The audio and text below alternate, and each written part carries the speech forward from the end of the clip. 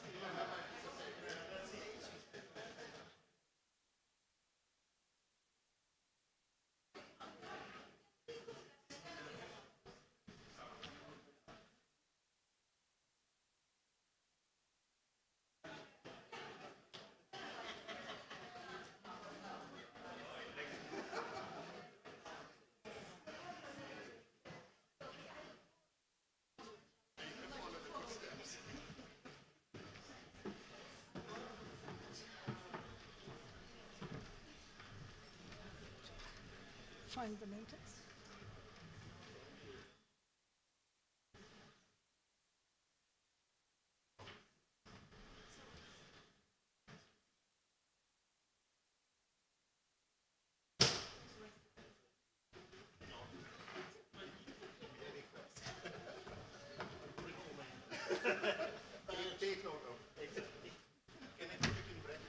Yes.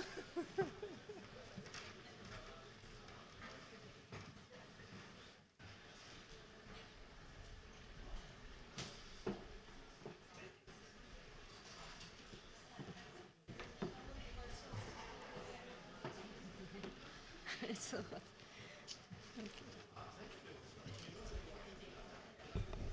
Okay, we are all set. So, Your Excellencies, ladies and gentlemen, I'm pleased to welcome you to this side event, MEA Synergies Advancing Global Environmental Goals Through National Actions. My name is Tita Korvenoja. I'm working in UNEP Law Division. I'm heading a branch called Environmental Conventions and Policy, and I'm co-moderating this event with my dear colleague Assad, whom I also asked to introduce himself now. Yes, I'm Assad Naqvi. I'm Director for the Implementation Support Division at the Convention on Biological Diversity. It's a pleasure to join you, Tita, in moderating this event. Thank you, Assad. So, we all know that we've had lots of discussion on MEA cooperation and synergies during this UNEA session, and yesterday we completed a very good and interesting and fruitful discussions during the MEA Day. But today our objective is to go a little bit deeper to that discussion. So being together here with the government representatives, MEA secretariats and key stakeholders, we would like to share experiences, identify opportunities, and discuss practical ways to strengthen cooperation and coherence amongst the MEAs at the national level when implementing them. And I'm also pleased to recognize many of the donors to this important work that UNEP together with the MEA secretariats is driving forward. So I would very much like to thank the government of Finland, Japan, Sweden and Switzerland for your continuous support for this work, which has now been enduring for several years already. And I can see that it's very much bearing fruit at the international meetings, whether it's a COP or whether it's UNEA. I think we are now reaching to the point where really the action is being escalated at the country level. So, without further ado, I would like to invite the UNEP Deputy Executive Director, Mrs. Elizabeth Rema, to kindly open the event formally. Thank you.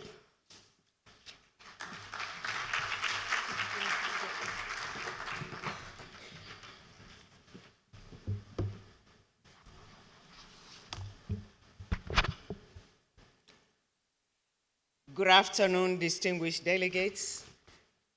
Allow me to recognize ministers, vice ministers, high-level delegates we have, our colleagues from the different convention secretariats, and specifically Armenia Minister as the next COP president of the CBD. Thank you very much for joining us. Our MEAs colleagues, this week will not have happened if not through that close collaboration. So if we are talking of synergies, I think having the MEA Day, having the MEA exhibition during UNEA is exactly what all of us are talking about. Let me begin by the words of the great Jane Goodall, who sadly we lost earlier this year, and I quote her words: "Hope is about taking action in spite of it all.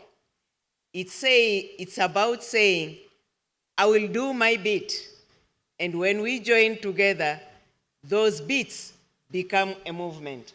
End of quote. This reminds us all of the fundamental truth. What is the truth? Meaningful progress on complex global challenges is not achieved in isolation. We need cooperation across institutions, across countries, and across disciplines. And of course, we want to and we must act fast to address the environmental crises confronting our planet today. But we must also be far-reaching to tackle the underlying causes and deliver sustainable solutions. And according to the SDGs report of 2025, which tells us, unfortunately, that only 35% of the SDG targets with available data are currently on track, or at least showing some moderate progress. Nearly half are moving too slowly or stagnating, and 18% actually going backwards instead of moving forward. These are not encouraging numbers.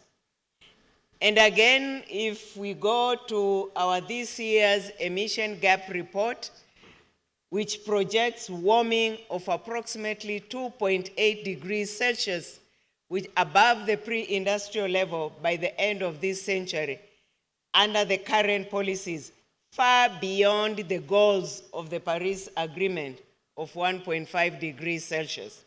Again, that's not a good statistics. As if that is not enough, nature is equally under pressure.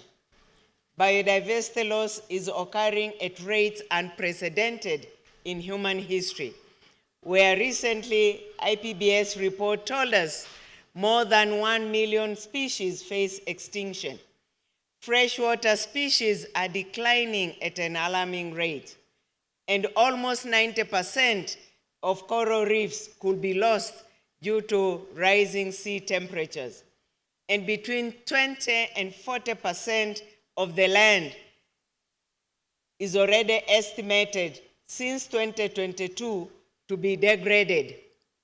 And between 2015 to 2019, at least 100 million hectares of fertile productive land has been degraded annually worldwide. That is the size of the country like Ethiopia and Colombia. Sadly, or fortunately as an opportunity too, these crises are deeply interconnected, be it climate change, be it biodiversity loss, be it land degradation, be it pollution and waste, and therefore each reinforces the other. So clearly, MEAs must respond holistically.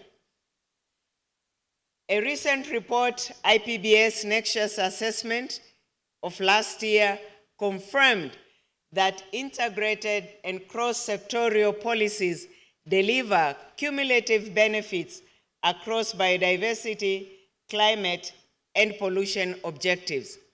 So cooperation across agreements can unlock stronger governance outcomes and reduce the cost of implementation. For example, implementation of a policy restoring coastal wetlands simultaneously protects biodiversity, simultaneously strengthens climate adaptation, as well as reducing pollution runoff. So directly then advancing goals under the CBD, under the UNCCC, under the BRIS conventions. Across the board benefits. At the same time, we know that there's no one-size-fits-all model. So different countries and regions have different ways of collaboration and responding. So we should share then these experiences of what works and why, and also what did not work so that we don't repeat those mistakes. For us, here, this is where UNEP and UN Environment Assembly then comes together. Many of the convention traces their origins to UNEP. Since 1972, a family of agreements, a family of regional conventions, equally scientific panels have expanded to address all dimensions of the triple planetary crisis. And today, UNEP provides secretariat services to more than 24 of agreements, regional conventions, as well as scientific bodies. So promoting cooperation among conventions is not an additional task for UNEP. It is actually part of its institutional DNA.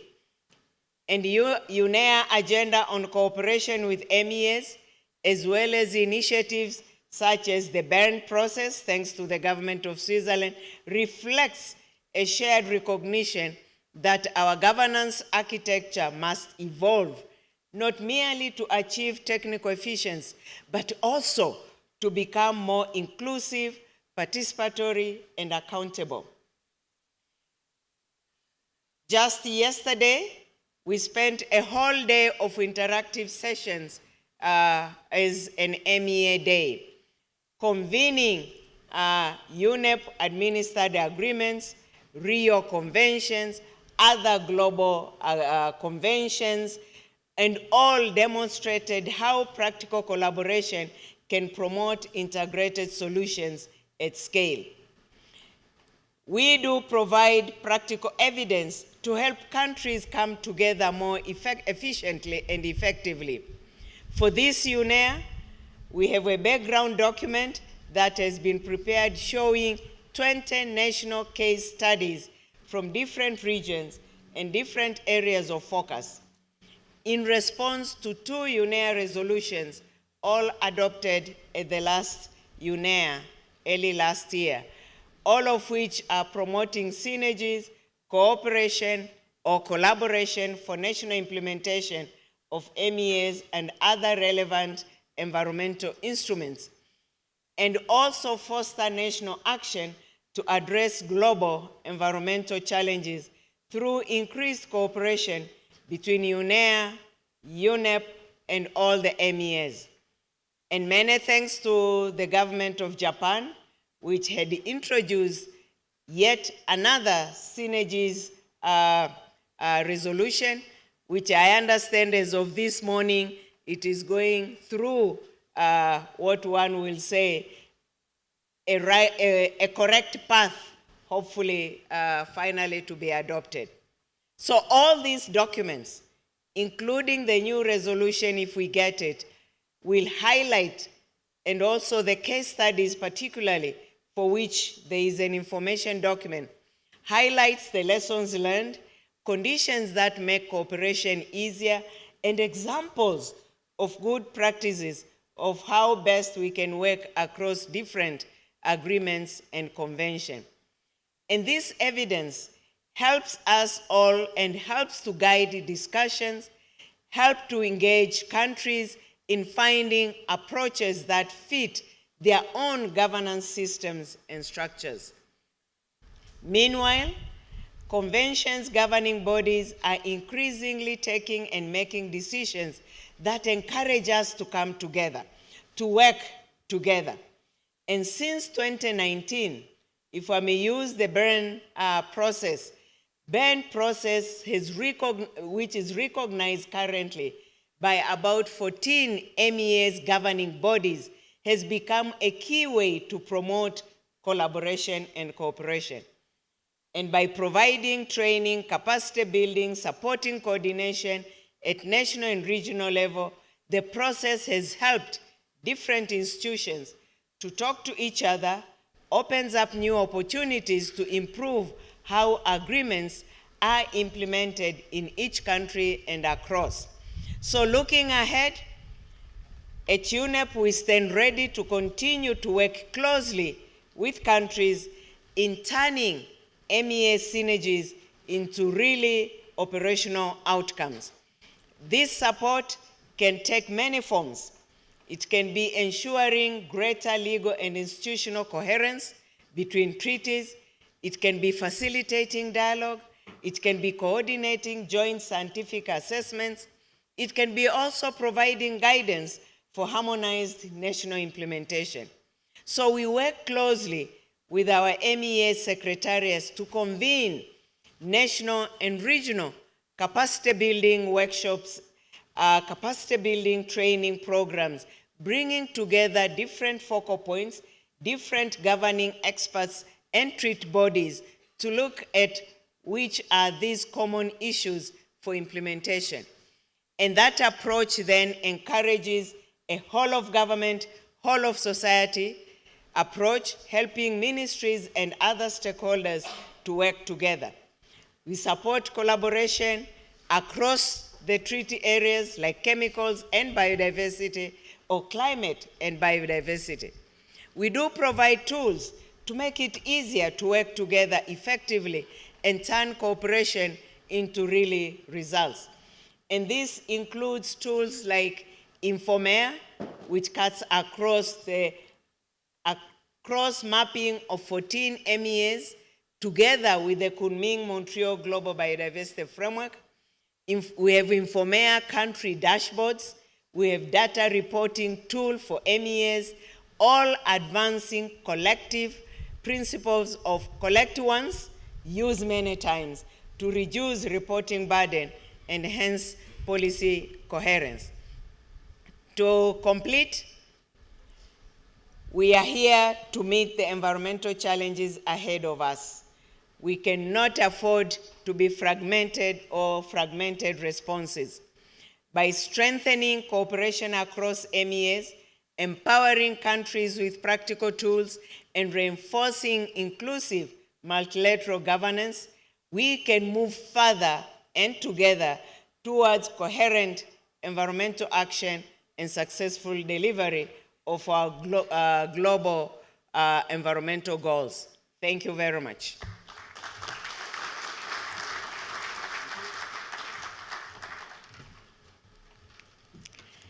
Thank you very much, our Deputy Executive Director Elizabeth, for your inspiring words. And I would now like to proceed with the first segment of this event. And this is really to collect some strategic contextualization across the speakers. So I would first like to call and invite His Excellency Kentaro Doi, Vice Minister for Global Environmental Affairs, Ministry of the Environment of Japan, to set the scene with your intervention, Your Excellency. Thank you.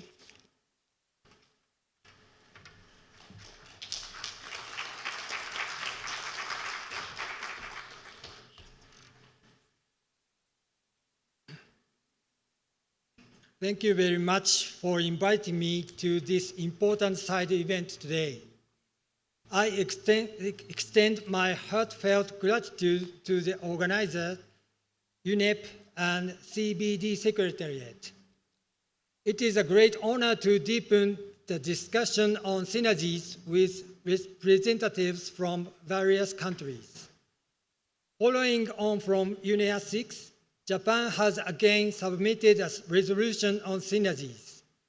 I commend UNEP for its steadfast implementation of synergy-promoting initiatives, including today's event, capacity-building workshop, and case studies funded by Japan's contribution for implementation of the UNEA 6 resolution.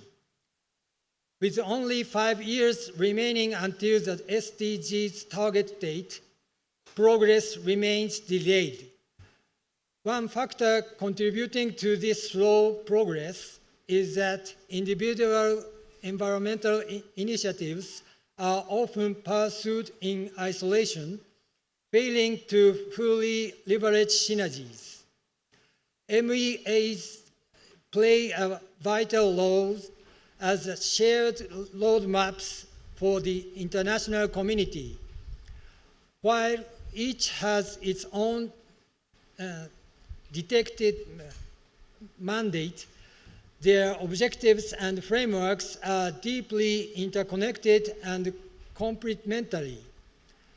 Maximizing synergies among MEAs is a key to a sustainable future. In particular, efforts at the national level are crucial for translating global goals into concrete actions within each country. Many nations are integrating MEA objectives into national plans, promoting effective implementation on the ground, while ensuring consistency across multiple agreements. In Japan, the 6th Basic Environment Plan emphasizes the importance of synergies between policies, and synergistic approaches are being implemented at the national level. Natural and social conditions vary significantly between countries. We believe it is effective for countries to learn from each other's good practices and lessons, applying them in their own implementation to generate synergies on the ground. Therefore, Japan is collaborating with ESCAP, ADB, and UNEP to collect and synthesize good practices from the Asia-Pacific region, aiming to publish them next year as the Asian-Pacific Synergy Report. This report will include messages tailored to the regional characteristics that can reach the grassroots level. We will also reference the good practices compiled by the UNEP Secretariat and the examples shared today. We also welcome the in-depth analysis on synergies provided in the OECD's Environmental Outlook, published prior to UNEA, and wish to express our respect to those involved in its preparation. The report presents concrete policy options, such as coordination between climate change and biodiversity reporting, and we expect each country to utilize this report according to their own natural and social conditions and reflect it in their policies, thus enabling synergies to be realized in each nation. Japan will continue to contribute to building a sustainable society through promoting synergies.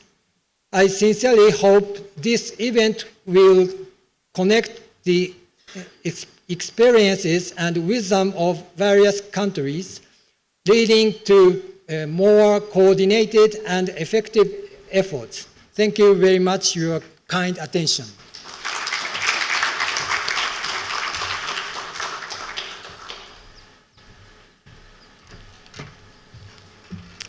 Thank you very much, Your Excellency, for sharing all that and to hear how your national level work has inspired you to work also at the international level and push the movement forward. So now our next speaker will be Astrid Schumacher, Executive Secretary of the Convention on Biological Diversity, and I would kindly like her to elaborate a little more from the Rio Conventions Synergies perspective.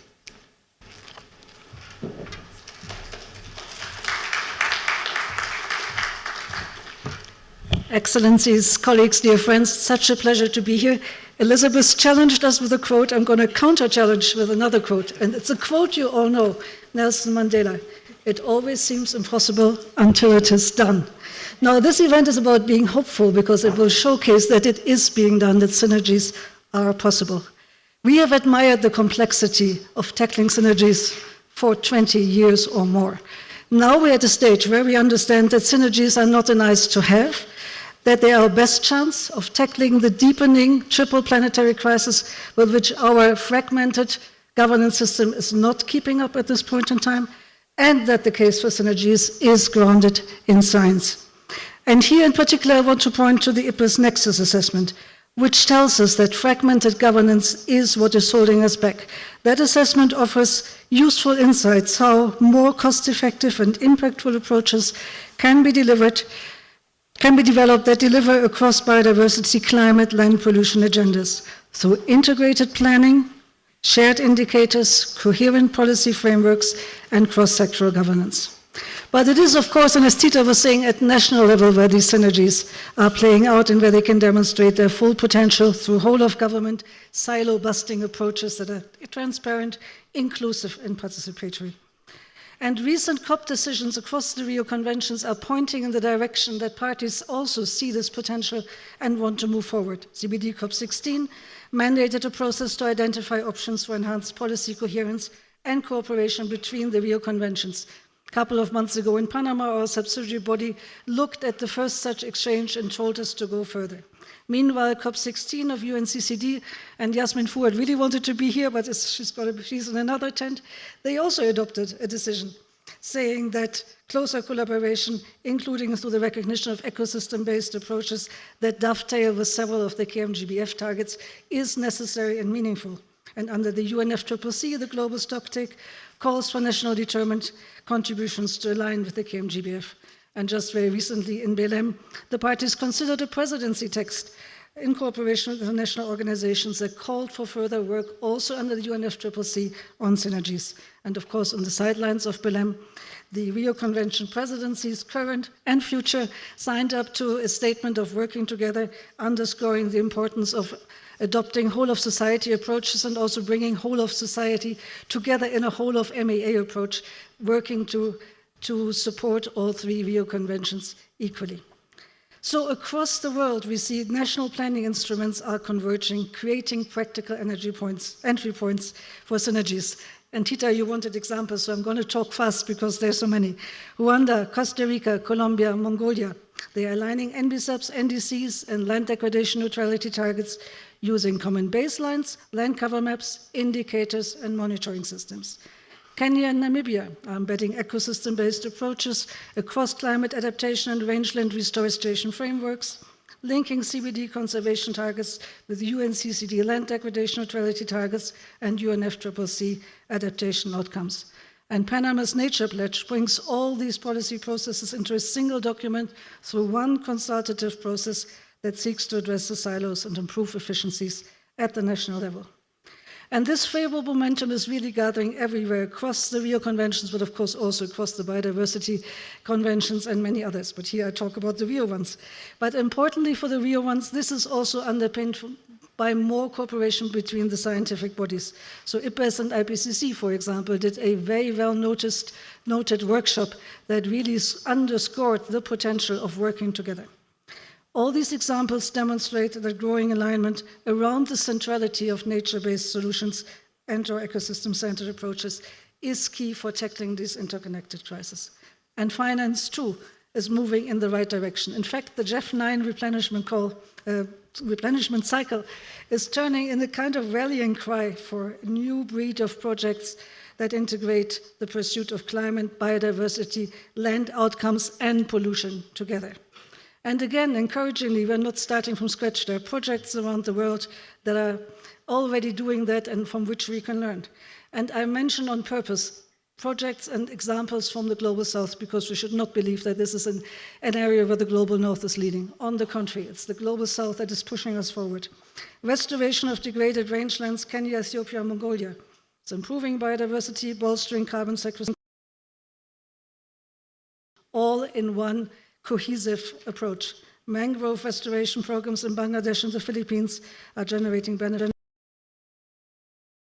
recovery, and coastal land degradation neutrality outcomes. Brazil's and Colombia's Amazon programs, the list goes on. My time is long since over.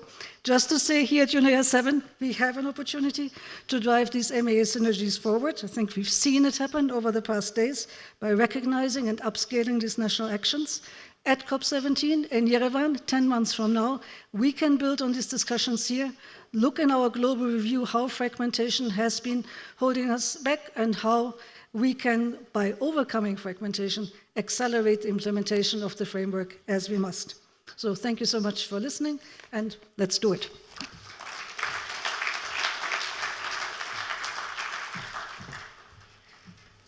Thank you very much, Astrid, for your insights. And indeed, the synergies have several dimensions and thematic dimensions as well. So we were elaborating on Rio Convention synergies, but we also have here Rolf Payet, Executive Secretary of the BRS Conventions, who will now elaborate from another angle, biodiversity and chemicals and waste synergies. Rolf, the floor is yours.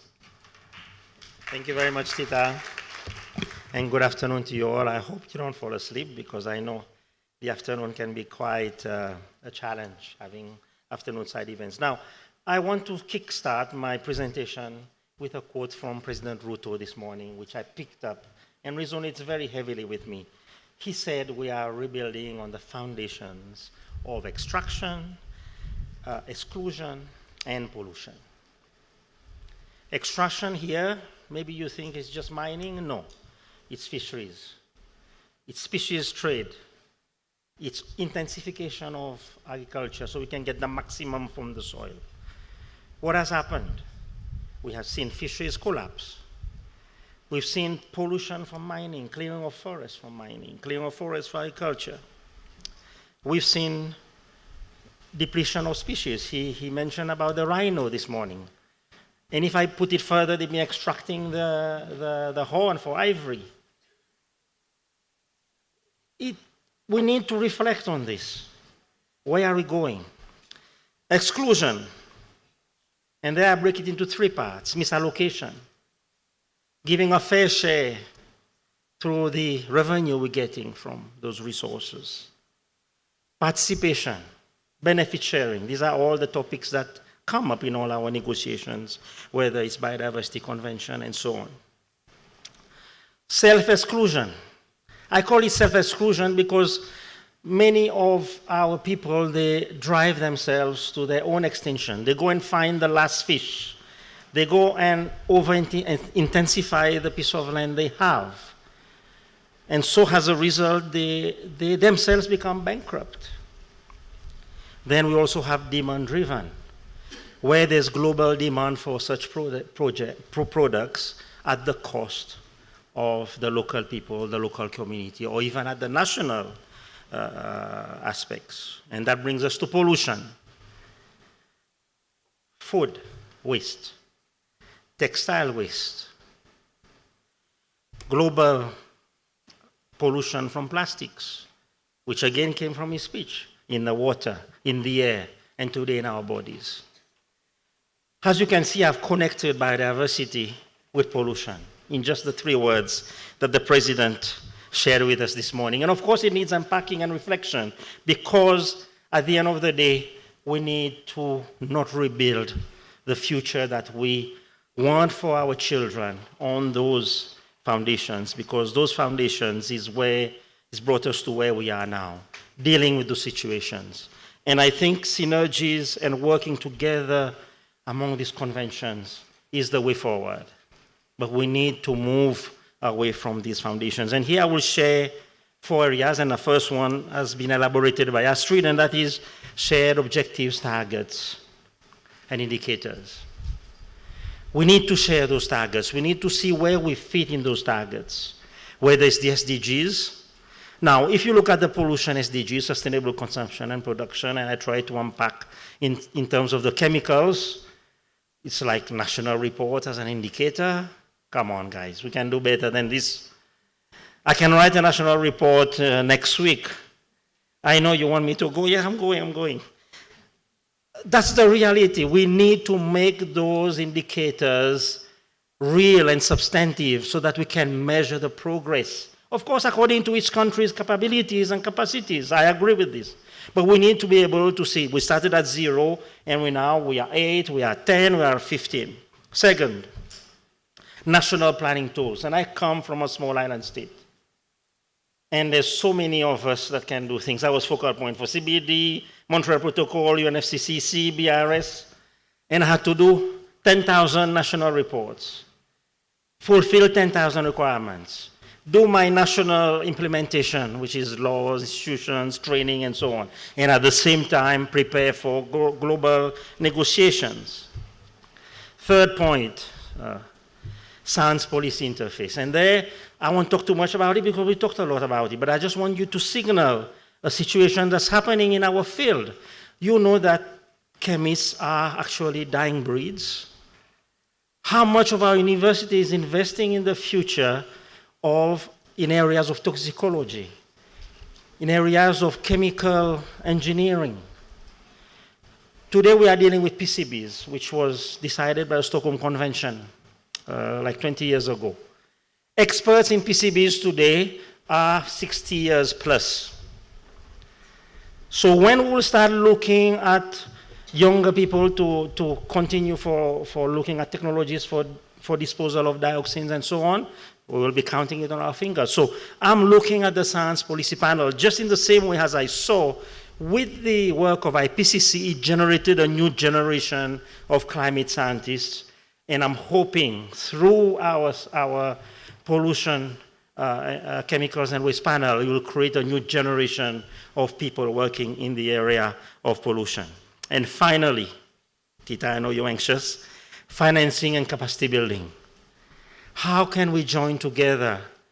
We are all trying to solve the same planetary problems, but sometimes we implement it in silos. It's like today, I'm building a house, somebody turns up to do the roof, but the foundation is not done. So he builds the roof and puts it on the side. And then the guy comes a year later and builds the foundation, and then how are we going to get the roof now on top of the foundation? This is the situation with our financing. We are so all over the place. So let's work together to ensure the financing that we put addresses what President Ruto has told us this morning: extraction, exclusion, and pollution. Thank you very much.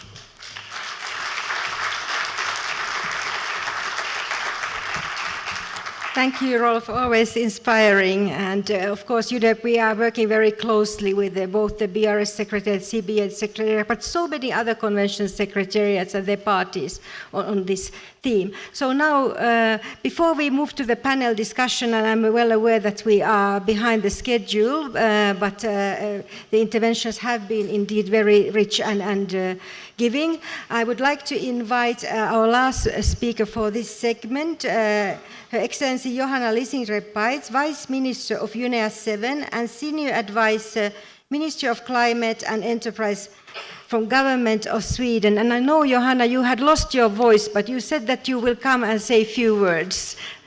Välkommen.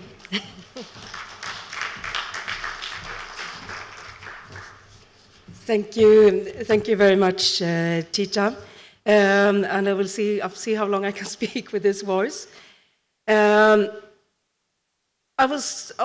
you speak the last in a long line of excellent speaker, you tend to think that this has been said, and I'm not going to take up much time. And I felt after each of the speaker that I'm kind of more into just rolling up my sleeves and go out and work there. But when I look at the room, I see friends from many, many years back from the times when we were negotiating the Synergies decisions for the BRS. I see current friends from plastics, from climate change. I see UNEP, I see representatives from civil society, from science, from co-presidencies. And to me, I think this is really what Synergies is about. It is about bringing together people from different conventions, from different ministries, from different countries, from different NGOs, to talk about how we can also implement better together.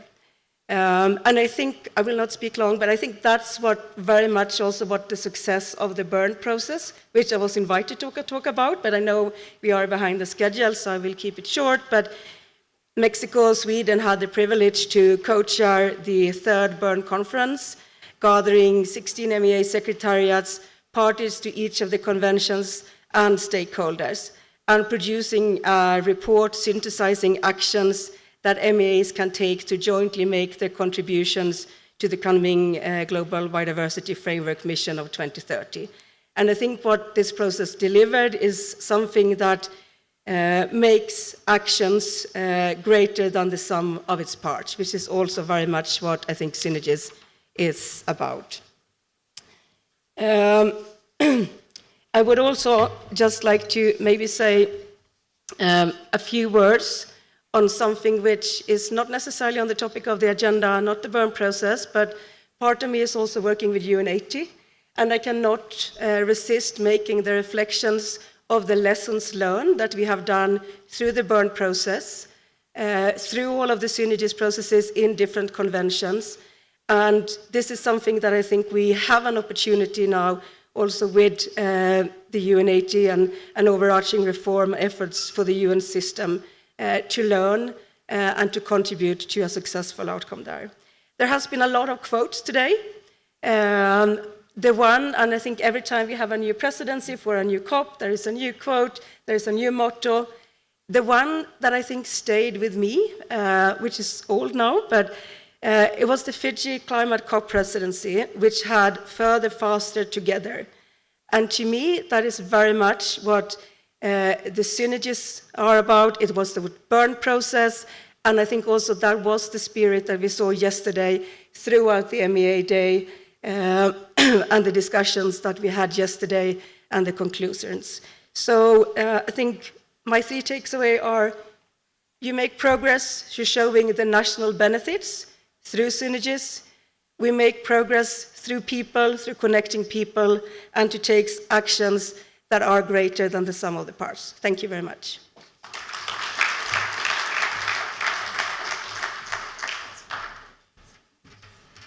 Thank you, Johanna, and I'm happy your voice sustained. Yes, indeed, the Bern process is an interesting process because it's party-driven. So, like Johanna explained, Sweden has been co-chairing, and we also have Mexico coming to the panel very much to also elaborate on the same dimension of Synergies. So, with all this, thank you very much for this, the speakers of this first segment.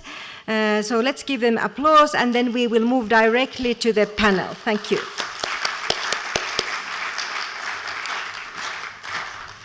So I will now hand over to Assad to continue moderating the panel discussion.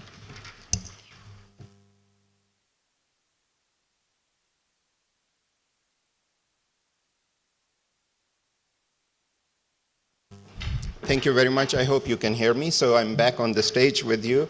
I would really like to save time, so I would like to invite the honorable panelists for the next session to kindly come on the stage, starting with the Minister of Environment of Armenia, His Excellency Mati Sovyan, Vosyan, sorry, my apologies for that. I'm learning how to pronounce it better. His Excellency Minister of Climate and Environment, Finland, Her Excellency Siri Multala, I'm learning all these languages. His Excellency Acting Minister of Environment, Science and Technology, Ghana, Mr. Emmanuel Arma Kofi Bua. From Mexico, we have the Bern 3 Conference Co-Chair and Head of International Affairs Unit, Secretariat of Environment and Natural Resources, Ms. Camila Lizama. Thank you for joining on the stage. And from the IPLCs and Women Caucus of the CBD, we have Ms. Ruth Spencer. Welcome on the stage. I do understand that many of our speakers who are on the stage now have competing requests for meetings and they have to leave for their next engagement. So I will get into the modalities of this discussion. So each speaker will have approximately 3 minutes to start with. I would like to make it interactive if we have time. We understand that the first panel has some overdrawn account from our bank, so we have to make up for that as we move forward on this one. So we have learned that the time for synergies has actually come. It's been a long process, but we heard it very clearly, not only from the presidencies of different multilateral environmental agreements, but also from the secretariats, also from the international organizations. We heard it very strong and clear yesterday when we had the MEA day, even in this morning's speech by the executive director and the president, this issue has again come up. So we do believe that the efforts that have been taken over the last many years are coming to a point where I think we have a very clear way forward, and it is not coming only because of the headwinds, because now we have so many examples from countries from Africa, Asia, Latin America, Caribbean, Pacific, which shows that there is a real benefit of the synergies. So we are moving forward from here. I would like to put my first question to His Excellency, the Minister of Environment from Armenia, who is a big champion, I know, of the synergies debate. So my question to you is that, what are your national experience and views on cooperation across the multilateral environmental agreements, especially the Rio ones, but also your vision for, as a presidency, upcoming presidency of COP17? Thank you. Thank you very much. First and foremost, let me thank our colleagues from the UNEP and also the CBD Secretariat for bringing us together to discuss this important topic, which is becoming more and more relevant to our current state of many, many different governments. It will be very hard, of course, to say anything new after our distinguished colleagues who had already spoke about the synergies. It was also mentioned many, many times that because of the synergic approaches, because of the nexus thinking, we have ended up with the Bern process, that which, as we see as countries, we see has been very, very helpful with organizing and cooperating with all of the 16 MEAs together. And addressing the triple planetary crisis requires integrated, of course, and coordinated approach that unfortunately, and our responses are most of the times are very fragmented, and that is why we have many difficulties for the resource mobilization, for the finances, and so on. As one of the global biodiversity hotspots, Armenia is very vulnerable to the climate change, and the solutions that we come up with the government it's in other words, it is impossible to look at those issues and look at those problems as separate silos. So our approaches and our solutions should all be interconnected, and that is why currently we're working on our MBCEPs and also the NDCs and trying to make them as aligned as possible, and making those issues not only targeting and saying this is for climate separately, this is for biodiversity or land degradation and other issues that we have, the pollution, but also making it as priority agenda points for all of the line ministries. So and regarding Armenia's approach, we have already had a statement, important statement, and it was mentioned in Pelham during the COP30. Joint statement by 5 countries, the current presidencies and also the upcoming presidencies of Rio Conventions about the synergies, and Armenia is willing to build on that success and making this statement more tangible and more practical. And of course, if we'll be having a consensus among the parties, and we support of course, the growing momentum of the synergies. By targeting the problems of all of the Paris Agreement, the Montreal Global Biodiversity Framework, and also the land degradation and neutrality targets together. And I do hope that during the COP17, that statement will become more tangible as the COP17 will be the COP for taking action for nature. Thank you. Thank you very much. We really look forward to making COP17 an action COP. So thank you. Coming to Finland. So Finland has been investing in synergies for a long time.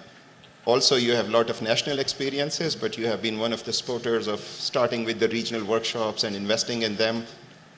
How would you say, what is your reflection on national experiences as well as your support for the global agenda on synergies? Thank you. Thank you so much. I'm happy to be here talking about this subject that has been actually one of our key points, both in Finland and nationally, but also within the international global context. We are a long supporter of synergies between the multilateral environmental agreements. And of course, in addition to the work that we do at home in Finland, from the Ministry of Environment, we have provided financial support to UNEP to organize these capacity building workshops in many African regions for the focal points of biodiversity, chemical and waste conventions. The purpose of these workshops have been to enhance synergies at the national level. And the feedback that we have received from the workshop has been very, very positive. This is not, of course, surprising because the pollution, and especially from chemicals and waste, has been identified as one of the main drivers of biodiversity loss. So we need more cooperation and coordination among the biodiversity and chemicals and waste clusters at different levels to address these interlinkages for more effective implementation. This has been also a very big motivation for us to facilitate this and provide this support. And we are very pleased with the cooperation with the UNEP, which actually started as a Nordic collaboration through the Nordic Council of Ministers to identify opportunities for strengthening coordination and collaboration between biodiversity and chemicals and waste clusters. And this side event is also a continuation of that work. So we also welcome the many decisions approved under several conventions that highlight the synergies and collaboration between multilateral environmental agreements. And finally, I find that the UNEA MEA Day is an excellent opportunity for us to highlight the synergies work towards strengthening the international environment governance. And we are, of course, very proud and happy to be part of that work. And maybe just a couple of examples from home, from Finland. We have actively participated in and supported the Bern process. Finland, our CPD focal point, has contributed to the process by providing national examples of institutional arrangements. The Bern process has provided inspiration for enhancing cooperation and synergies for many tools developed for national level cooperation. For example, the data reporting tool for MEAs, which we find helpful in managing different data resources. We have also tools such as voluntary national biodiversity protection programs. Well, they have a bit difficult Finnish names like Helmi, Metso, and Ahti, as well as the biodiversity monitoring platform, which is in the internet called biodiversity.fi. We have also been important for, this has been important for improving the implementation, because a lot of land is not owned by the government or municipalities, but by private owners, and we need tools also for those people to enhance biodiversity protection. And finally, I'd like to mention one concrete, quite innovative example from the private sector that actually just got our own nature diploma or prize this year. It's called a crowdsourcer mobile phone game, which has helped especially in engaging the youth to remove invasive plant species, and they are paid also according to the work they're doing. So this is quite a nice way of making it a bit of a game for the youth to engage in biodiversity protection.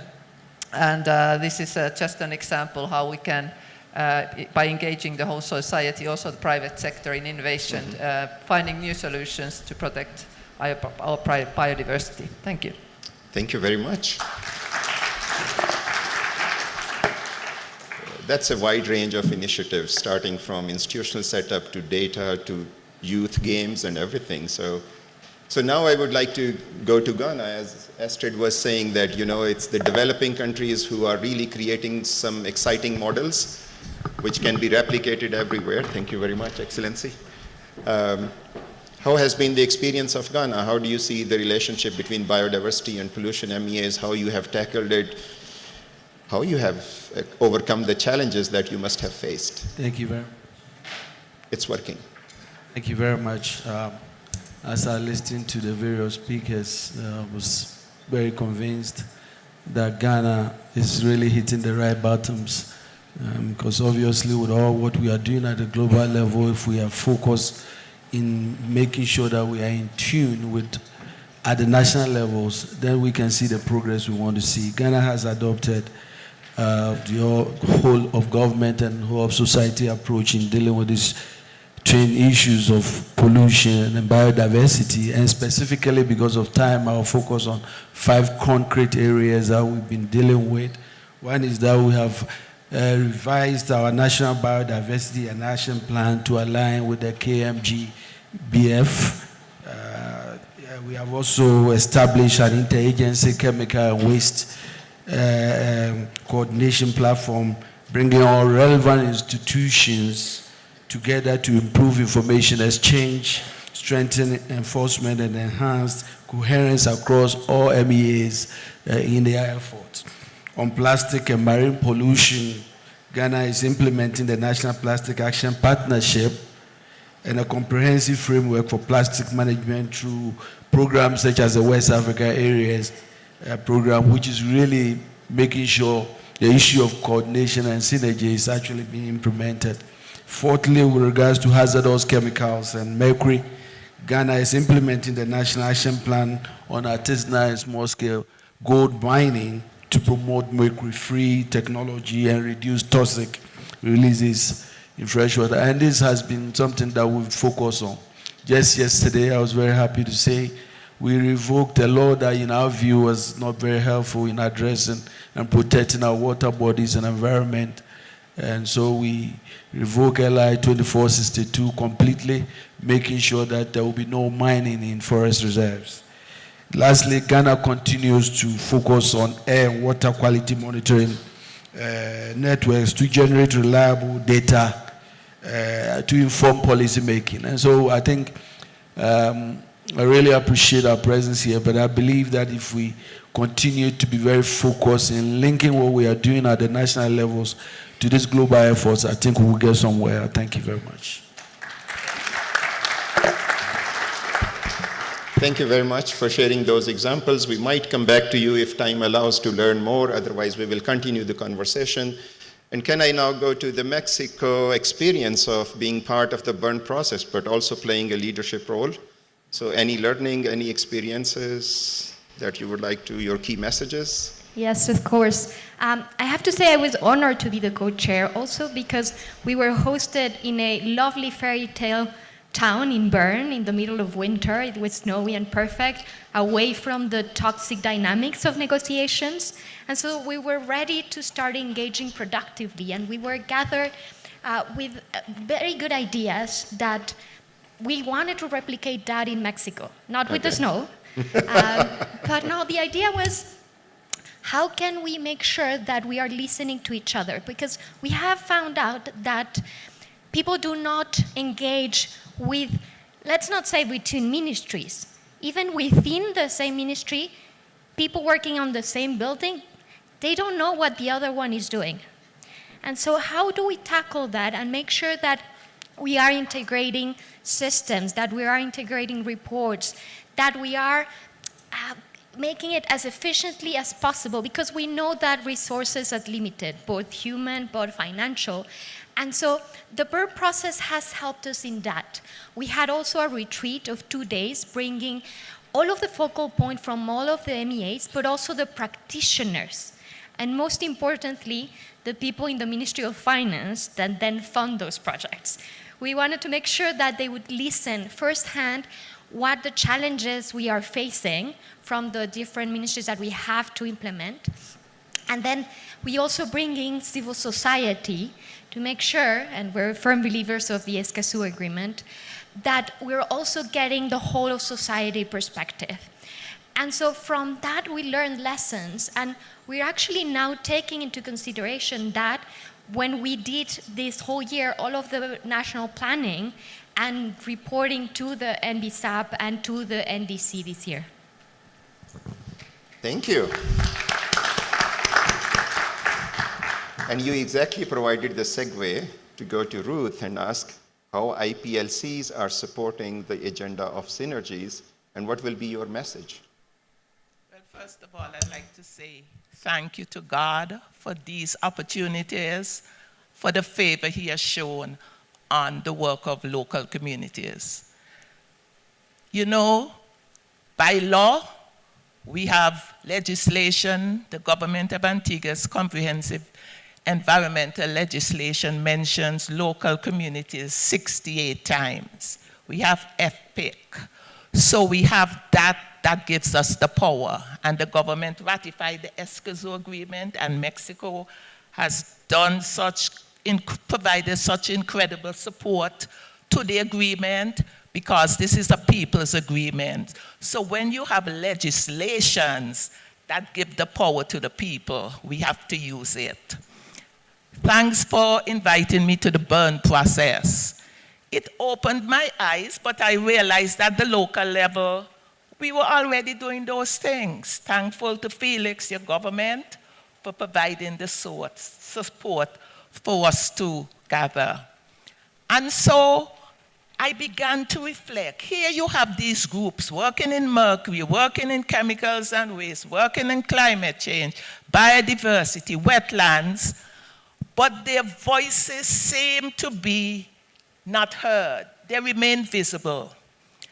But one of the greatest successes I've had with partnerships, collaboration to provide the cooperation, to provide the technical support, because writing a case study requires some artistic skills.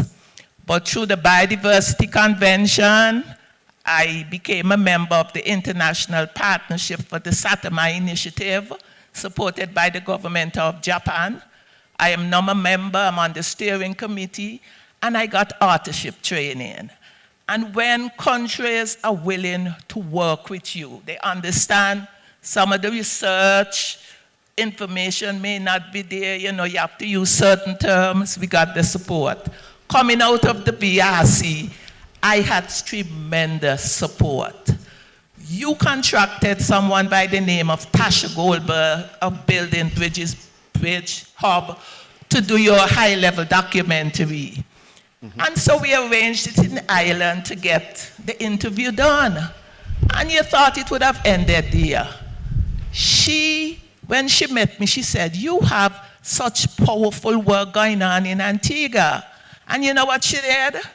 Every side event I went into, she shadowed me. She was filming me. She was like getting the footage. Yeah. And she came to Antigua for 2 weeks. So we have the evidence, we have the voices of the local people saying how we build the synergies. And it's powerful because it tells you that even though they may not have all the scientific knowledge, the observations on the ground, they see what's happening with climate, how chemicals and waste leaches into biodiversity, destroys, thing. We need strong, productive land systems, to counter all these effects. I know you're ready. But I want to say to thank everybody in this room who has given me support, across the different conventions.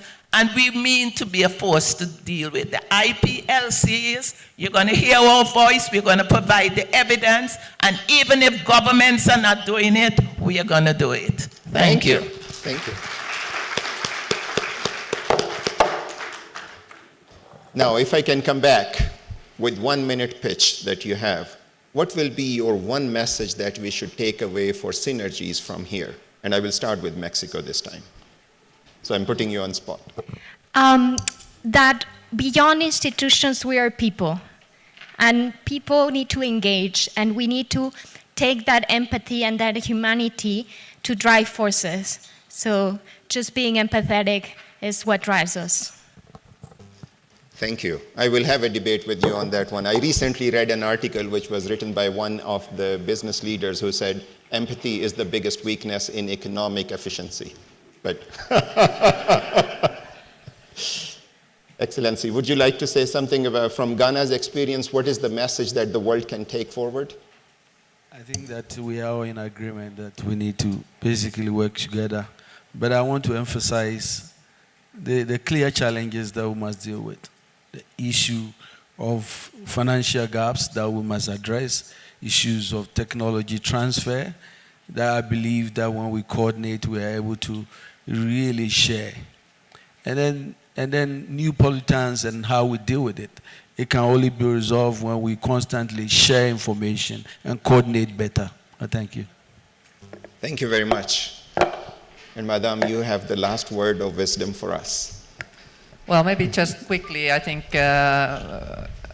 what was well put, we are people, and that's why one of the things that we've done, I think it's very important to do it both in national level and internationally to cooperate, meet, discuss, and also do that in the national level before you come here. So we have, for example, cooperation between our focal points at the national level all the time. And this is something that we do, enhancing the synergies at national level and trying to bring also coordinated messages to all these meetings and advance these synergies also in the international level. But I think it all has to do with us meeting with each other, both at home and here, and also between different constitutions, between different organizations, between people.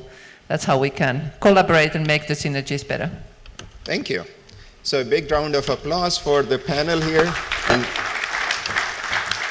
And big thanks to all of you for sharing your experiences, your wisdom. I think the message is fairly clear going forward, that we need to have institutions, we need to have people, we need to have technology, finance, policy, and capacity building as a package that comes at the right time, so that we build the house in the same order so that it looks very orderly. So I greatly appreciate your time and your insights, and thank you very much.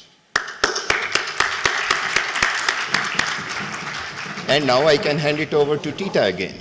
Thank you, Madam. Thank you. Thank you very much.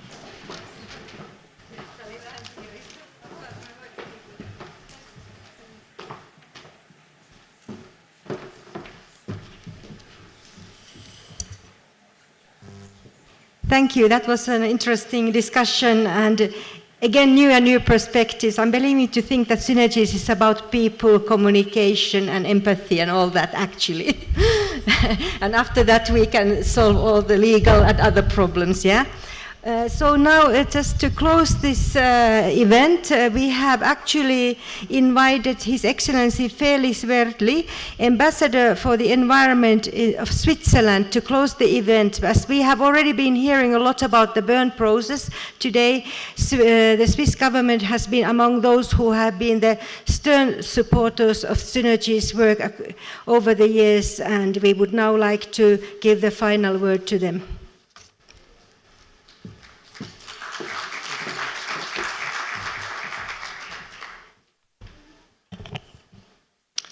Excellencies, ladies and gentlemen, colleagues, I'm very honored to have the possibility to make the closing remarks for this very important event. The topic is very close to my heart, the close of our administration government. I'd like to start with congratulations to the Japanese delegation for the successful negotiations for the Synergies resolution. Those who have been here the last 10 days, we had heard so many positive examples how Synergies can help us to move forward, but it was a very challenging task. The word synergies still triggers a lot of discussions. And sometimes I wonder a bit why, no?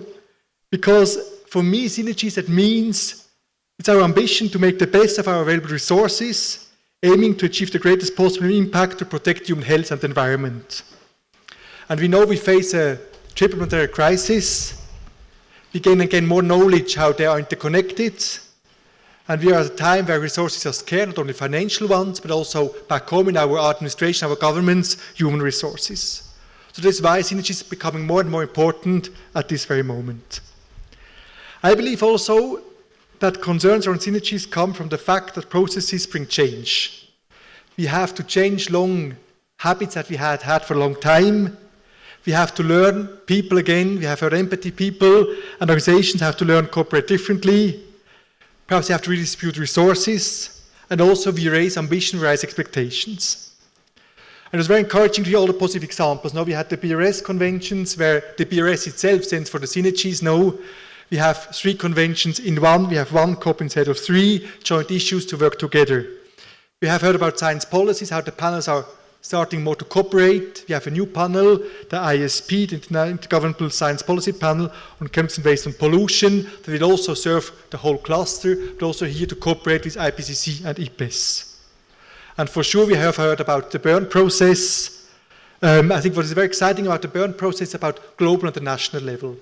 Because sometimes when you go to a meeting, it's easy to ask from our executive secretaries, from the conventions, from the UN, they should do more, they should do better, and then back home also we have to do the same work.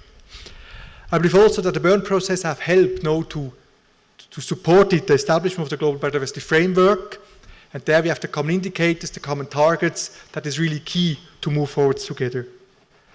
And the collective, the global review will be an opportunity to show how we are collectively respond to the needs and how all of the actors, all of the conventions, all of the MEAs are contributing.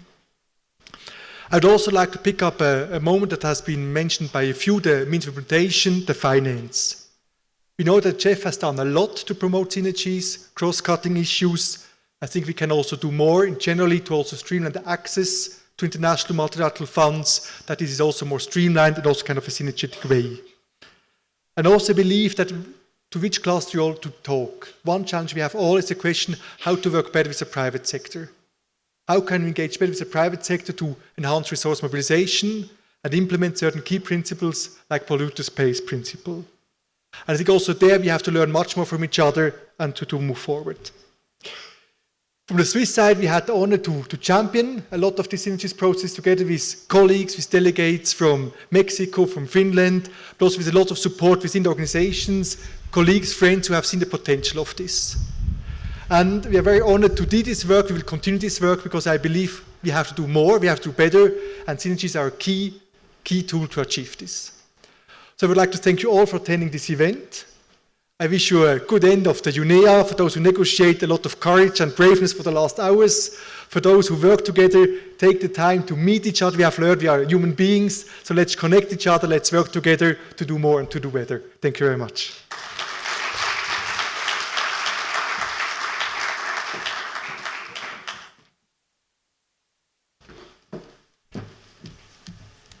So thank you for everyone. Thank you for all the speakers. Thank you for the audience.